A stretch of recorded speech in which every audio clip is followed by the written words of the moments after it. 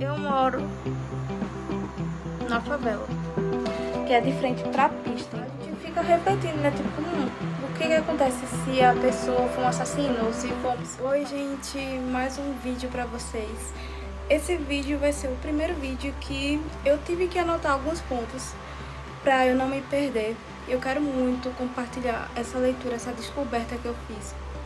Vai ser um vídeo específico para essa descoberta, que é um livro que muita gente pode chamar de autoajuda. Eu sempre julguei o gênero da autoajuda, não vou mentir. E acredite ou não, esse livro está transformando minha maneira de pensar. Está transformando minha forma de pensar positivamente em relação a mim. E acho importante e válido, né, eu falar sobre esse livro aqui, porque ele também está atrelado à minha playlist que eu já vou começar a criar hoje, sobre os livros que eu leio que são não ficção e seguem um caminho espiritual, vamos falar assim. Seguinte, o nome do livro é, como está no título, Quando Tudo Se Desfaz. É de uma monja budista. Eu tenho que compartilhar com vocês que em um momento de pesar, eu não sei, nem lembro como foi que eu falei, mas eu fui pro ChatGPT e eu pedi assim, olha, eu quero livros que falem exatamente isso, eu quero escutar isso. Eu nunca fui de fazer isso, foi algo inesperado, de verdade. E aí o ChatGPT me recomendou esse livro. Aí, tipo assim, como eu tô lendo muito esse ano, graças a Deus, aí eu vou ler o primeiro que me aparecer. E como tem conceitos budistas, é bom que eu já me aprofundo um pouco, porque esse ano eu quero muito ler livros do hinduísmo, do budismo. Esse ano realmente vou adentrar nesse tipo de literatura. Vou olhar mais pra câmera, né? Porque eu tô olhando mais pra mim. Toda vez eu esqueço disso, me perdoem. E aí, gente, só sei, eu li em um EPUB, comecei a ler e eu terminei em alguns dias. Esse livro é de uma monja que constantemente faz uma abordagem muito simples de contextos e situações, de sofrimentos diários, de pensamentos que a gente tem, de frustrações diárias. E ela sempre, no livro inteiro, ela sempre vai repetir algumas coisas que a gente tem que fazer. E é incrível como ela repete algo que a gente pode pensar, verdade, eu posso fazer isso. Mas à medida que ela vai repetindo, vai falando várias situações, a gente entende o quão importante é realmente colocar em prática. Porque muitas vezes a gente escuta, por exemplo, um conselho e não coloca em prática, né? E eu faço faculdade e eu sei como os professores fazem para fazer com que a gente coloque na cabeça o conteúdo. E a forma como ela conduziu o livro foi igual um do meu professor favorito, o método dele de sempre repetir o básico. E o tempo inteiro vou agora começar a pontuar o que ela falou. Ela falou que dentro do budismo, que eu conheci esse termo, é o caminho do meio.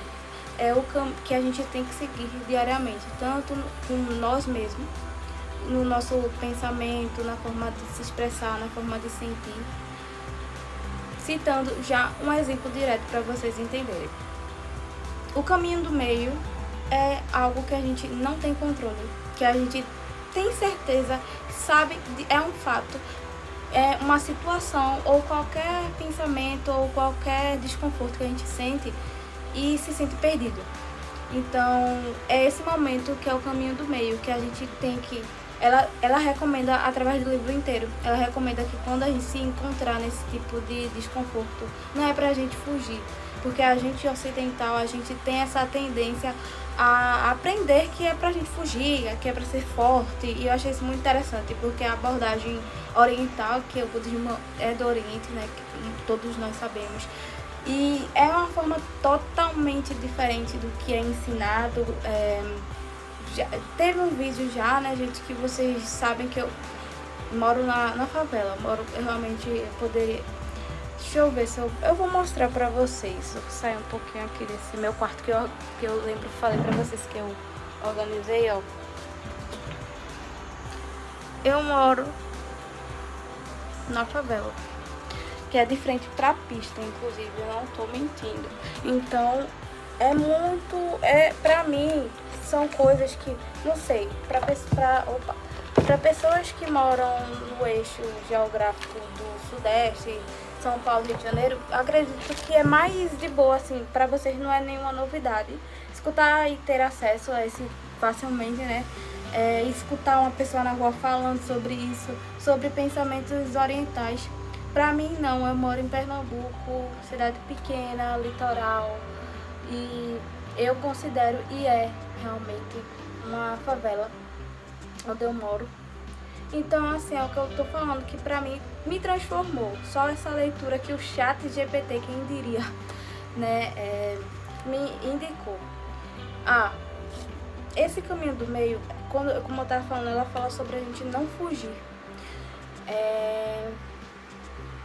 Geralmente eu sou uma pessoa que eu vou me abrir aqui um pouco pra vocês, como eu não me abri nos outros vídeos. Geralmente eu sou uma pessoa que eu nunca aprendi a ser minha própria amiga. E o livro fala muito sobre isso, que é Maitri, que é a bondade amorosa, que começa com a gente mesmo, nos nossos pensamentos. Por exemplo, ela cita muitas vezes quando a gente, pelo que eu também captei, pelo que eu entendi, ela fala tipo assim, se tá numa situação, seja bondoso com você mesmo. Tem uma prática que eu já tô usando na minha vida, que ela fala assim, toda vez quando a gente entra em devaneio, por exemplo, quando começa a se comparar com a pessoa, não, porque essa pessoa é rica e eu não tenho nada, não sei o quê. É um exemplo do pensamento que eu tenho, obviamente, pela minha realidade. Aí ela diz que toda vez que a gente se centrar em entrar no nosso mundo da mente, a gente tem que falar o seguinte, assim, pensando. Porque a gente tem que ir classificando as coisas como elas são. Que por qualquer tipo de imaginação, qualquer tipo de pensamento é o quê? É simplesmente um pensamento, independente se ele é bom ou ruim. Ele é um pensamento, e isso é o caminho do meio, com tudo. Então, por exemplo, ela também citou um exemplo da caneta. Se em um momento a gente tá escrevendo uma carta importante, aí a tinta da caneta vai acabar. Ela fala que nada é concreto. Em algum momento a tinta ia acabar. É importante pra gente, é frustrante, mas a forma como a gente escolhe reagir com bondade amorosa muda muita coisa. E constantemente, em alguns momentos, é complicado também. Esse caminho eu entendo, porque muita gente também não segue, porque às vezes lidar com a verdade dói. E eu, em alguns momentos desse livro, fiquei tipo assim, poxa, não tem o que fazer, não tem como fugir disso. Que ela fala constantemente que estar no caminho do meio, estar no caminho do meio mesmo, é constantemente não ter chão. E a gente tem que abraçar a incerteza. E eu, particularmente, sou uma pessoa que quero controlar tudo. E esse é um dos meus grandes desafios e sofrimentos. Acho que a gente, né, é acostumado com isso. Então, a questão é como a gente vai reagir. Se reagir a tudo, independente se é algo bom ou ruim. Né, que ela disse que a gente tem que ficar se observando. Gente, eu tô falando isso aqui porque pra mim me transformou muito. Em 3 dias que eu li esse livro, eu já tô tentando não fugir dos meus problemas, porque lembrei também agora o que eu ia falar. Que ela fala dos sofrimentos. O sofrimento sempre vai existir. A felicidade sempre vai existir. A questão é que são momentâneos, nada é concreto. Assim como nossa raiva do nada aparece, se a gente saber ficar no caminho do meio e pensar, por exemplo, quando tinha raiva e a gente não ir no piloto automático e a gente respirar fundo, uma prática para toda a vida, porque a gente não vai ser perfeito sempre, mas eu acho que quanto mais a gente se centrar no caminho do meio, colocar o que é um sentimento. Por exemplo, a raiva é um sentimento, então se a gente lembrar desse sentimento, eu tô falando como forma de realmente agir. Isso vai relembrar muito a gente como seguir. Pra mim, foi incrível. Nesse livro também, ela fala de uma história que eu sempre pensei nisso. Porque no mundo quando a gente tá no caminho espiritual, quando a gente entende que o mundo não é preto no branco, 880, e que existem vários tipos de coisas do outro lado, a gente fica refletindo, né? Tipo, o que acontece se a pessoa for um assassino ou se for um psicopata, como é que é? Eu mesma, eu sempre me perguntei essa dúvida. E aí, todos os livros ou até então que chegou a mim de pensamentos ou pessoas falando sobre isso, ninguém deu resposta. Mas nesse livro ela conta a história de um homem que ele é oriental, essa história. Ele era do Oriente. O nome dele é Milarepa. Não sei se é assim que pronuncia. E ele matou 35 pessoas em uma vida. E na mesma vida, que é algo raro, ele conseguiu se iluminar, né? Então, imagine isso, tipo, poxa, ele é um assassino, então ele se classifica como um assassino, porque ele matou 35 pessoas. Mas não é só, é algo bem resumido, né? Porque foi exatamente assim ele quis matar. Não, tem toda uma história, e que inclusive já vou comprar o livro. Eu vi na Amazon que só tem em inglês. Gente, olha aí, através desse livro eu já achei mais respostas sobre alguns dos meus inúmeros e infinitos questionamentos sobre a vida, né? Então, deixa eu ver se eu esqueci de alguma coisa.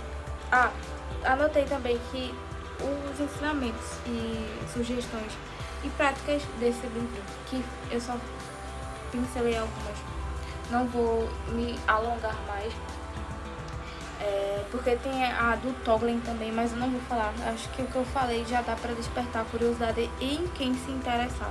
Mas eu pontuei que eu percebi que é muito includente e é algo que dá para todo mundo fazer. Tipo, independente da cor, da raça, de onde mora. E é bem mais amorosa essa forma de lidar com a vida. Da filosofia budista, pelo que ela apresentou no livro. Eu tô bem feliz por ter encontrado esse livro, gente. Eu recomendo bastante. E é isso, gente. Beijo. Até a próxima.